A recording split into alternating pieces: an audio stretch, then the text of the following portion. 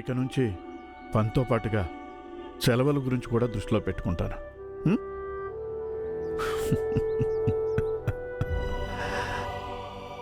ఇప్పుడైనా నవ్వు భీమవ్వాయి, నవ్వు.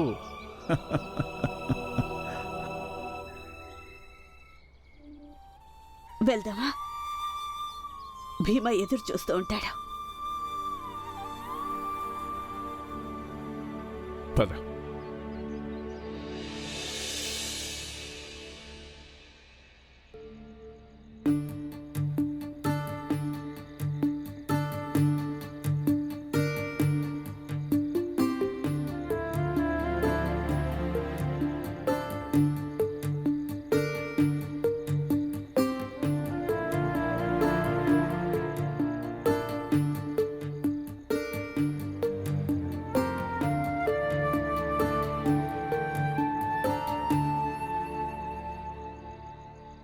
ఆనందన్నయ్య, నిద్రపోతున్నావా? ఆనందన్నయ్య, నిద్రపోతున్నావా? లేదు. అయితే కళ్ళు తెరు. పుస్తకం ఏది? పుస్తకం ఎక్కడుంది? నిద్రపోతాను. అయితే మీకేంటి బాధ? నిద్రపో, కానీ చదువుతున్నట్టు నటించడం ఎందుకు? నేను నటిస్తాను. నాకు ఇప్పుడు ఎలా చేయాలనిపిస్తే అలా చేస్తాను. మీకేంటి బాధ? దూరంగా ఉండండి నాకు. నీకు కొన్ని రోజుల్లో పరీక్షలు ఉన్నాయి. నువ్వు ఇలా నిద్రపోయావంటే ఇంక పరీక్షలు అయినట్టే. ముందు నువ్వు నోరు మూసుకో, తెలిసిందా? ఎందుకు నోరు మూసుకోవాలి? అయితే మీరు ఇదేం అమ్మా నాన్నకు చెప్పొద్దు. మేము చెప్తాము. వద్దు, నేను చదువుకోనంటే మీరందరూ ఎందుకు నన్ను బలవంతం చేస్తున్నారు? నువ్వు ఇప్పుడు చదువుకొని తీరాలి. అంటే నువ్వు నాకు అమ్మ అవుతావా? కాదు, ఇప్పుడు అమ్మ వస్తుంది కదా, అప్పుడు నేను అమ్మకి చెప్తాను. నీ కూడా బాగా నోరులేస్తుంది. నువ్వు ఇప్పుడు ఏదో అన్ని క్లాసులు పాస్ అయిపోయినట్టు నాకు చెప్తున్నావా? ఆనంద్, ఏం చేస్తున్నారు మీరు? వదులు. తులసిని వదిలిపెట్టు. నేను వదలను. మీరిద్దరు నా తర్వాత పుట్టి నన్ను ఎగతాళి చేస్తారా? మరి నువ్వైతే చదువు నగతాలు చేస్తావా? నేను నాన్న వచ్చిన తర్వాత అంతా చెప్పేస్తాను. నిన్ను బాలా, బాలా లేరా? బాలా, ఒకసారి లేచి చూడు, వాళ్ళు ఎలా గొడవ పడుతున్నారో. ఆపరా. అరే, ఏం చేస్తున్నారు మీరు? నాతో చెప్పనంటే వదులుతాను. ఆనంద్, అరే నేను చదువుకోమని చెప్తే నువ్వు వెళ్తే గొడవ పడుతున్నావా? వదులు దాన్ని, వదులు. అరే వదులు. బాలన్నయ్య, నువ్వు మధ్యలోకి రాకు. ఒకవేళ నాకు చదువుకోవాలనిపిస్తే నేను చదువుకుంటాను, చదువుకోవాలనిపించకపోతే చదువుకోను. అసలు నువ్వెవరు నాకు చెప్పడానికి? నేను నీ తోడబోటి అన్నను రా. నువ్వు చదువుకోకుండా నిద్రపోతున్నావు, పైగా నాకు పెద్ద నన్ను ఈజీలు చెప్తున్నావు. నువ్వు నాకెదురు చెప్తావా? అరే, ఏం చేస్తున్నారు మీరు? బాలా, నేను నీకు వాళ్ళని సముదాయించమని చెప్తే నువ్వు ఈసారి నా గొడవ జోలికి పడుతున్నావా? వస్తారా మీరు? అరే వదలరా, ఏంటిది? వదలలేను. ఆనంద్, వదులు వాళ్ళని. వదలను. ఏం చేస్తున్నావు నువ్వు? ఈసారి ఎప్పుడైనా వదులు. ఇలా చేస్తారా? వదిలా, నన్ను వదలమంటున్నానా? ఆగండి. నేను వదలను. మధ్యలో రావద్దు. ఆనంద్, వదులు. వదలలేను. వదలరా దాని జడదులు.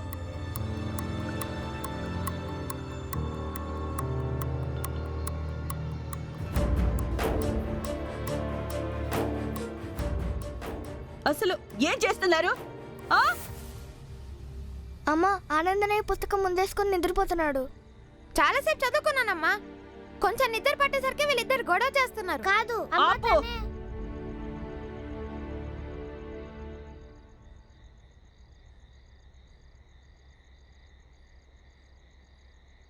ఇలా కుక్కలు పిల్లల్లా కొట్టుకుంటున్నారేంటి? మీరందరూ తోడబుట్టిన వాళ్ళరా? అయినా ఇంకా ఇంకా ఎంతకాలం అమ్మొచ్చి మీ తగాదాలు తీరుస్తుంది? రేపు అమ్మ లేకపోతే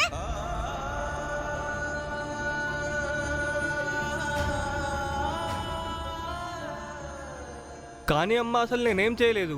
నేను అసలు పడుకున్నాను. కావాలంటే అత్తను అడుగు. అమ్మా, నాకు నిద్ర వచ్చింది అందుకే. నోరు మోయ్. మోయ్ నోరు. సరే, నేను ఇక నుంచి ఆనందన్నయ్యని ఏమీ అనను. సరే, మీరు ఒకరితో ఒకరు అస్సలు మాట్లాడుకోవద్దు. భీమాబాయ్, వీళ్ళింకా చిన్నపిల్లలు. కాదు,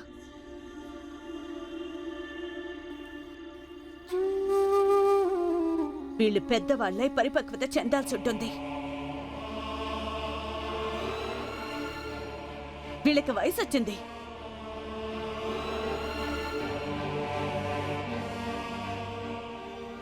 అందరూ జాగ్రత్తగా చెప్పేది వినండి. ఇప్పటి నుంచి మీరెవ్వరూ కూడా ఇంకొకరితో ఏ విషయం గురించి కూడా మాట్లాడుకోవద్దు.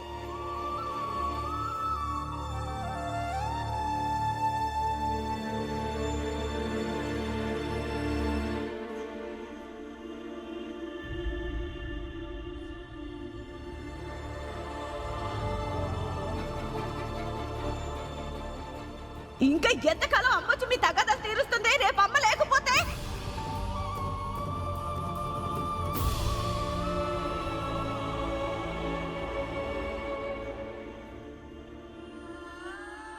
నీ ఆరోగ్యం అస్సలు బాగోలేదు. ఇక నీ ఆరోగ్యం ఎప్పటికీ బాగవదు. నీకు సమయం చాలా తక్కువగా ఉందమ్మా.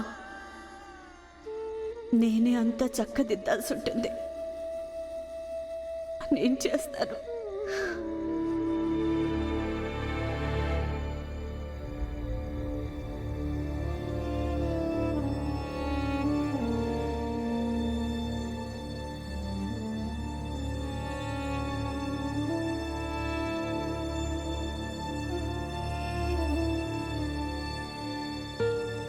ఆ. వచ్చావా నీ అన్నలకి అక్కలకి ఒకళ్ళు తప్పించుకొని?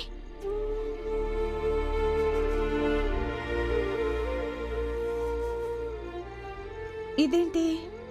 అమ్మా, ఏదైనా మంచి కథ చెప్పవా?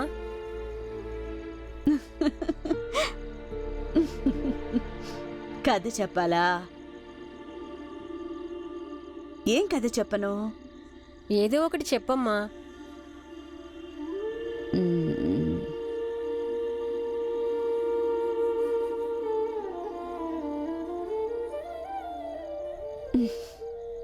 విను. ఒక చిన్న కుటుంబం ఉందంట. అంటే మనలాగా సముద్రం ఒడ్డున వాళ్ళకొక అందమైన ఇల్లుంటుంది. ఆ ఇంట్లో ఎవరెవరుంటారో తెలుసా? ఒక అమ్ముంటుంది, నానుంటాడు,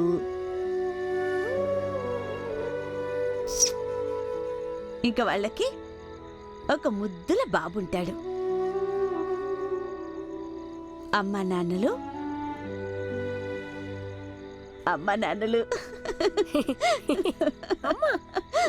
అమ్మా, బాబును బాగా నవ్వించేవాళ్ళు. ఆ బాబు కూడా వాళ్ళమ్మని ఎప్పుడూ నవ్విస్తూనే ఉంటాడు. అలా నవ్వుతూ ఆనందంగా వాళ్ళ జీవితం గడుపుతున్నారు. వాళ్ళ నాన్నున్నాడు.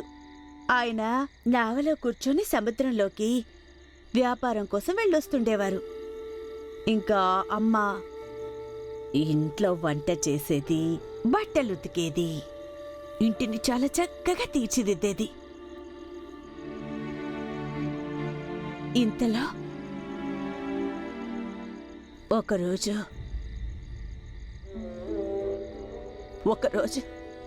హఠాత్తుగా ఆ సముద్రంలో తుఫాను వచ్చింది. చాలా భయంకరమైన తుఫాను. అప్పుడు ఎలాగో తెలీదు కానీ ఆ పిల్లవాడి తల్లి సముద్రంలో పడిపోయింది.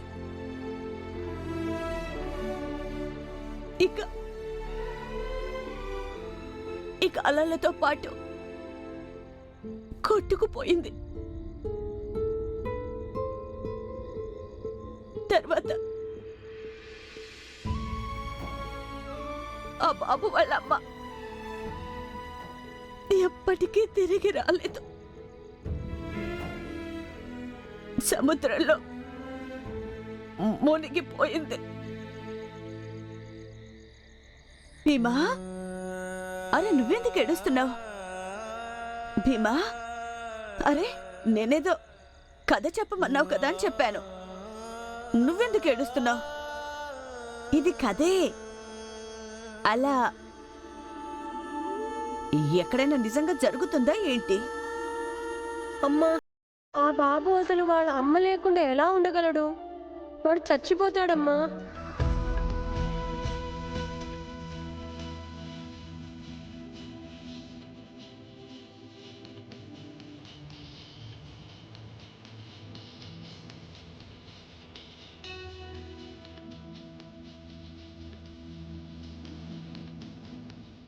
ఊరిపోయాడు.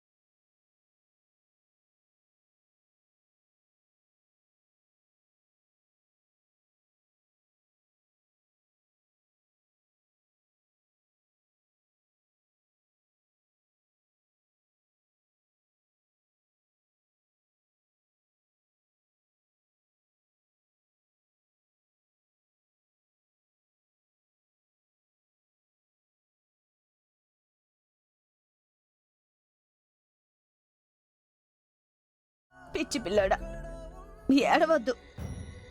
చూడు, నువ్వు నన్ను కూడా ఏడిపించావు. ఏడవద్దు, ఏడవద్దు నాన్న, ఊరుకో. చూడు చూడు చూడు. అరే అరే, అసలు కదా ఆ తర్వాతే మొదలైంది భీమా. వినా, ఆ చిన్ని బాబు వాళ్ళమ్మని పోగొట్టుకుంటాడు. ఆ తర్వాత ఆ బాబు జీవితంలో పోలేడని సమస్యలు వచ్చి కూర్చుంటాయి. కానీ ఆ బాబు ఎంతగానో ధైర్యవంతుడవుతాడు, ఎంతో తెలివిపరుడవుతాడు. ఆ పరిస్థితుల్లో పోరాడి తను చదువుకుంటాడు, బాగా చదువుకుంటాడు, సంఘర్షణ చేస్తాడు. తర్వాత చాలా చాలా చాలా గొప్పవాడవుతాడు. వాడు ఎంత గొప్పవాడవుతాడంటే తన పేరు ప్రపంచమంతటా తెలుస్తుంది.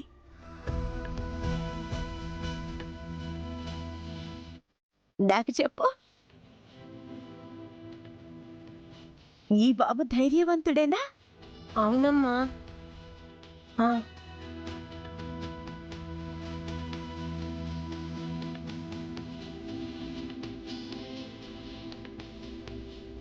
ఇప్పుడు కూడా మరో ధైర్యం గల వాళ్ళే చరిత్ర సృష్టిస్తారు. బలహీనులు కాదు.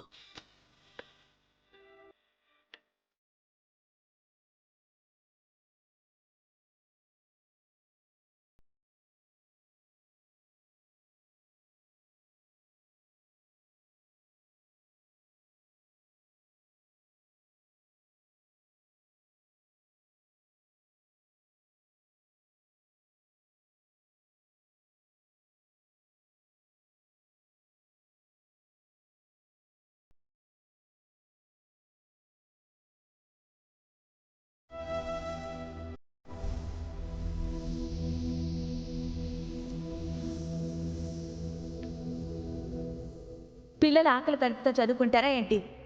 మధ్యాహ్నం అన్నం బెల్లుకి తినండి, తిని బాగా చదువుకోండి. నాకు కొంచెం నీళ్ళు ఇవ్వండి. డాక్టర్ గారు చెప్పారు మా అమ్మకు వచ్చే తలనొప్పి ప్రాణాంతకరమైన వ్యాధని. నీళ్ళు ఇవ్వండి, లేకపోతే మా అమ్మ చచ్చిపోతుంది.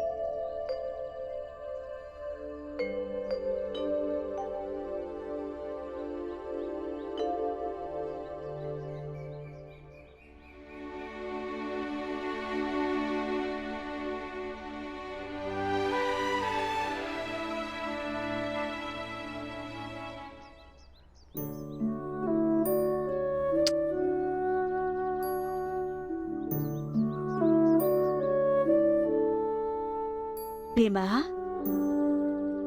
ఓ భీమా, తెల్లారిపోయింది. ఇంకో లేనానా?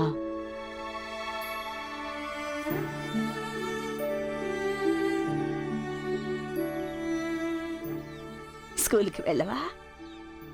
వెళ్తానమ్మా.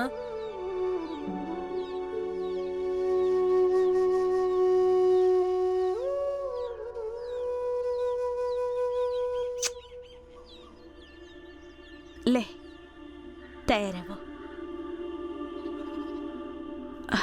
అబ్బా,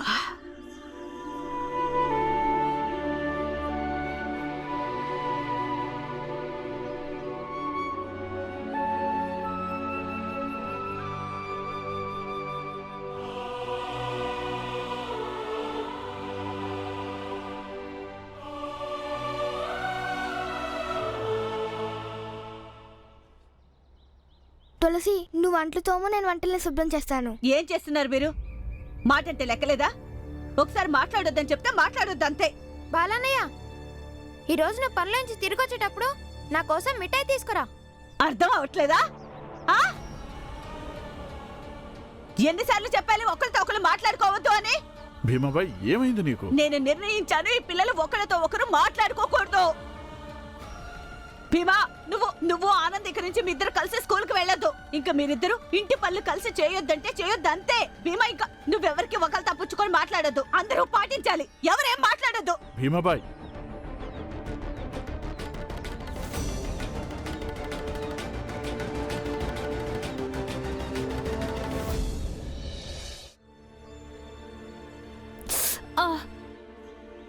నెమ్మదిగా చేస్తాలే. చాలు.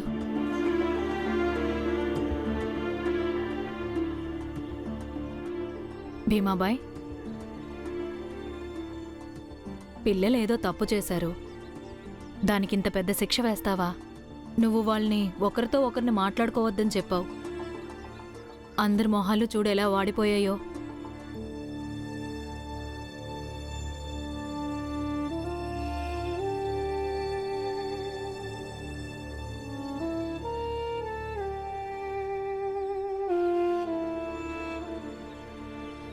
తప్పు చేశారుగా,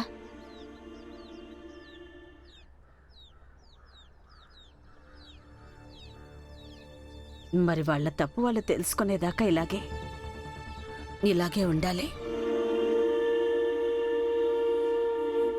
వదినా, వాళ్ళింకా చిన్నపిల్లలే, కానీ నువ్వేమో వాళ్ళని పెద్ద పిల్లల్లాగా బాధ్యతగా ఉండమని ఆజ్ఞలు వేస్తున్నావు.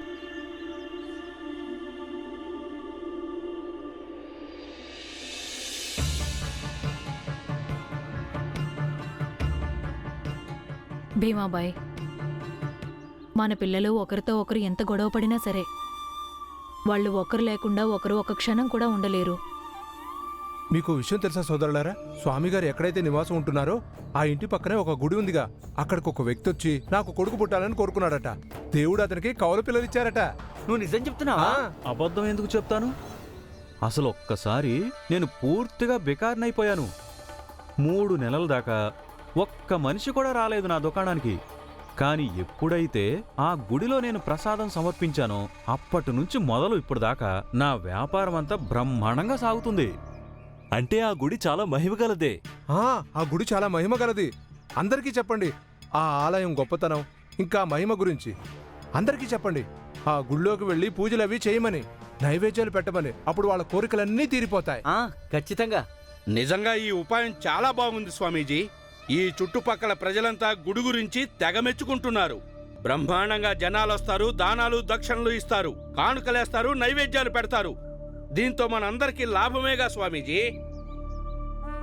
ఎవరైతే వస్తారో వారందరికీ భీమరావు కుటుంబ సభ్యుల గురించి తప్పకుండా చెప్పండి. వాళ్ళు మన మతానికి వ్యతిరేకమని. ఎందుకంటే వాళ్ళకి ఎంతమంది ఎక్కువ శత్రువులైతే వాళ్ళు బతకటం అంత కష్టమవుతుంది. చుట్టుపక్కల వాళ్ళందరినీ వాళ్ళకి విరోధుల్ని చేయండి.